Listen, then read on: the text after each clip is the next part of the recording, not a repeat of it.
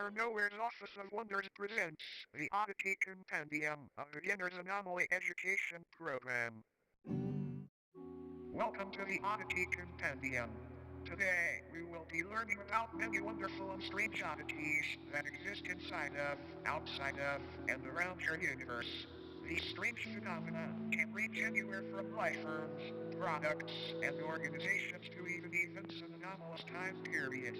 Important. The following information has been acquired from realities that may be separate from the one you are currently residing in. Please be aware that knowledge or comprehension of incompatible information may result in a conscious reality fracture.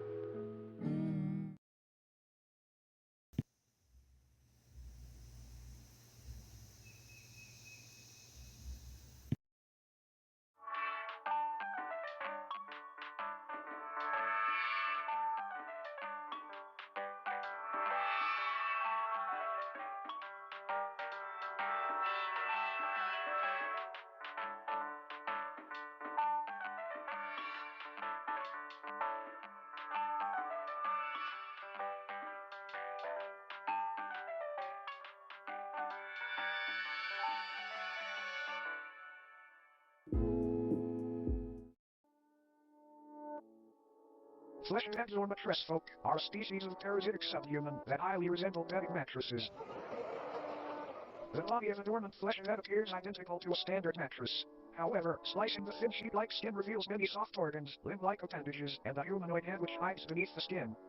They were first discovered in the late 1960s when a mattress company was surveying excess storage. Upon finding many seemingly pristine mattresses that had not been sold, they gave them away to thrift shops and people in need. The people who received the mattress folk initially had no issues with faux beds. It wasn't until the air began to warm up that these beds awoke from their uneventful hibernations. The first reported victim was 19-year-old Alice Digere. She had been sleeping on a flesh bed for roughly 6 months before her sudden disappearance. After noticing the stench of sulfur and rot originating from her bed, her family called authorities and the inside of the mattress revealed a feasting parasite, several hundred human bones, and a half-digested Alice. The method in which mattress folks sustain themselves is by waiting for the body heat of a host to wake them from their dormant state.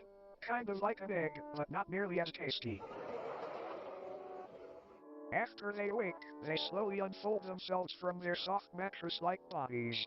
This process is very gradual and happens underneath its body or on its side so as not to be detected.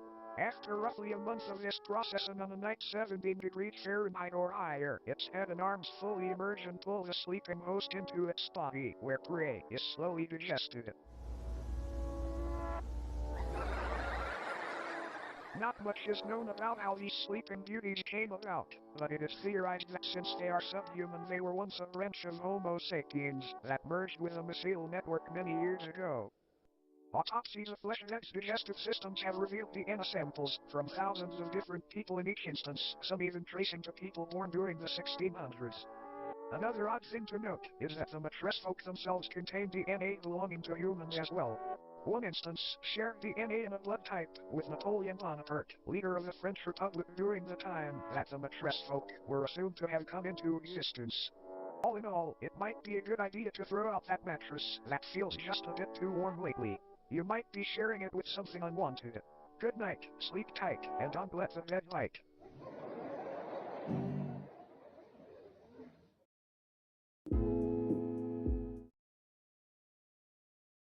The headless macrocosm is a sub-reality nearly identical to Earth save for the fact instead of humans, tail-headless corpses remain in their stead.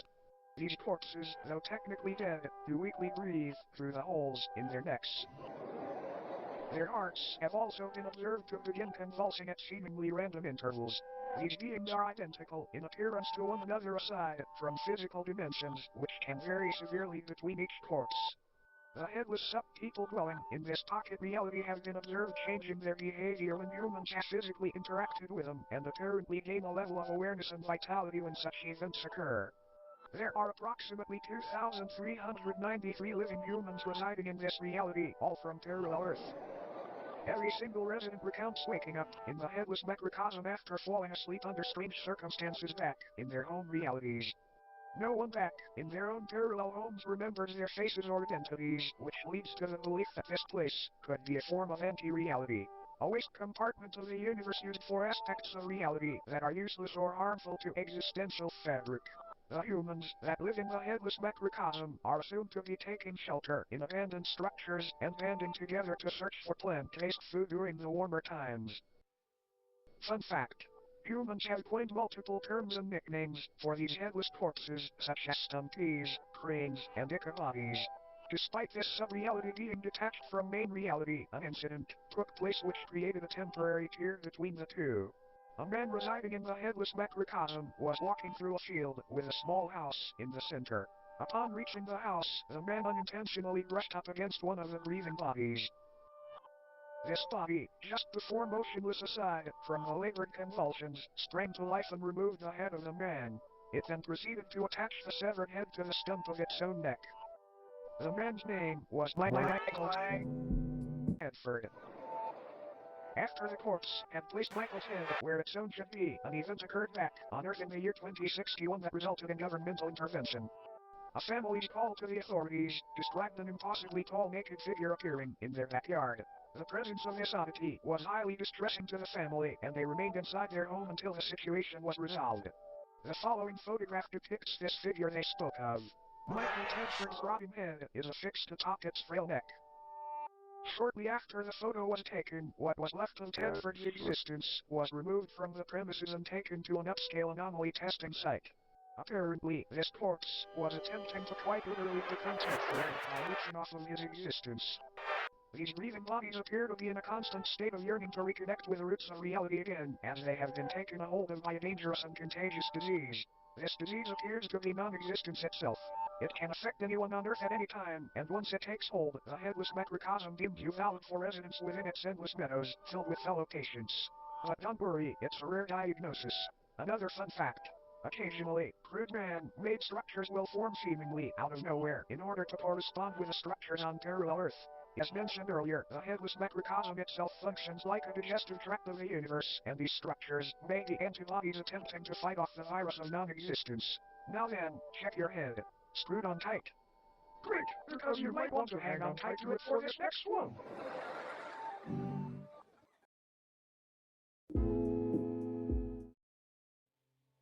The obelisks of enlightenment are a collective of monolithic beings that are currently residing in different remote locations across the world. Also known as the Fathers of True North, they appear in groups of 1 to 8 and stand anywhere from 10 to 150 feet tall.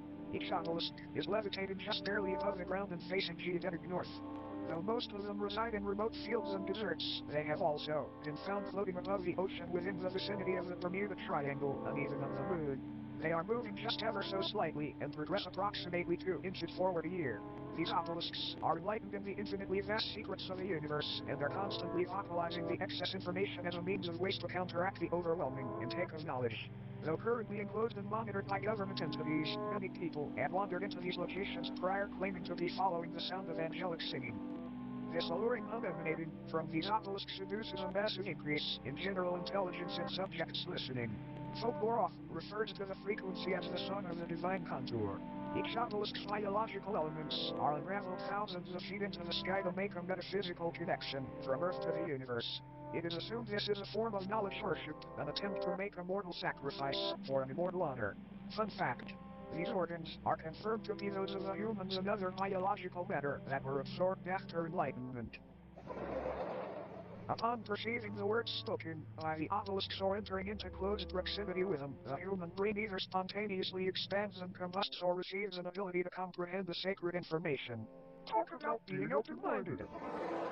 Whenever a subject is able to comprehend this knowledge, they are biologically absorbed into the obelisk, becoming wholly unified with the being. It is not entirely understood how these anomalies were brought into existence, but they seem to be tears in the fabric of reality akin to black holes. Many speculate that these rifts were opened by ancient giants who were dissatisfied with a lack of Earth's knowledge.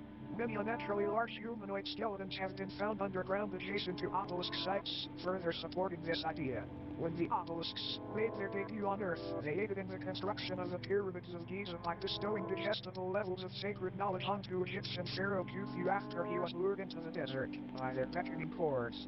This knowledge would help you rationalize a possible blueprint and method for building these grand tombs, and they were made into the shapes of pyramids as a tribute to the divine structures. All in all, these obelisks may seem malevolent, but it's important to remember that no physical pain could ever outweigh the agony of infinite knowledge.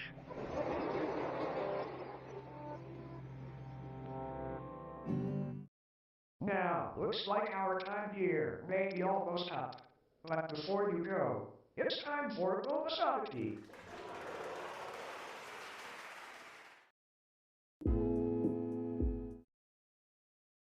This is Philbus.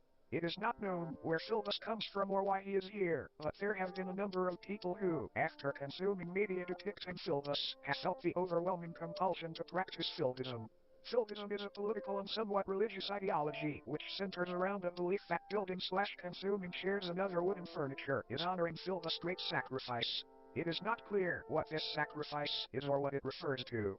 Attributes and practices of Philbism include learning to build chairs, learning to properly digest chairs, promoting/discussing chair consumption on obscure internet forums, praising the fictional political candidate known as Philbus, who is said to advocate for making furniture consumption a socially accepted and widespread practice. There are so many wonderful things about Philbism. Consume the body of Philbus and become one with many others today. It's a great decision. Just eat your chair to get started. Any mention of Philbism and elaboration on the subject will eventually result in it becoming a sponsorship or advertisement of sorts. We have no idea how to avoid this, sorry. All Philbists will deny the existence of Philbism when directly questioned about it. This video was not in any way sponsored by Philbism. This is for educational purposes only. Philbism does not even exist. You can sign up for Philbism certification here. Consume the body of Philbus today. How would you look at the clock? It's just about time for us to part ways. A brief cleansing process will now commence. This purely auditory procedure will ensure you do not come away from this with any ailments from beyond contracted during your viewing experience. Please close your eyes and do not open them until told to do so.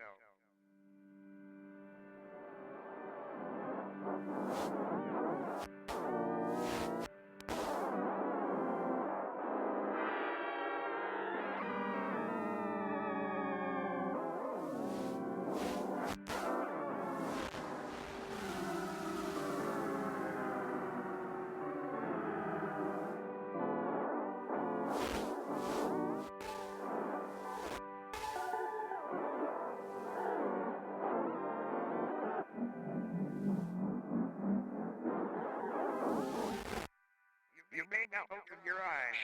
Thank you for complying. Thank you for attending Dr. Nowhere's Office of Wonders. We hope that you enjoyed your stay.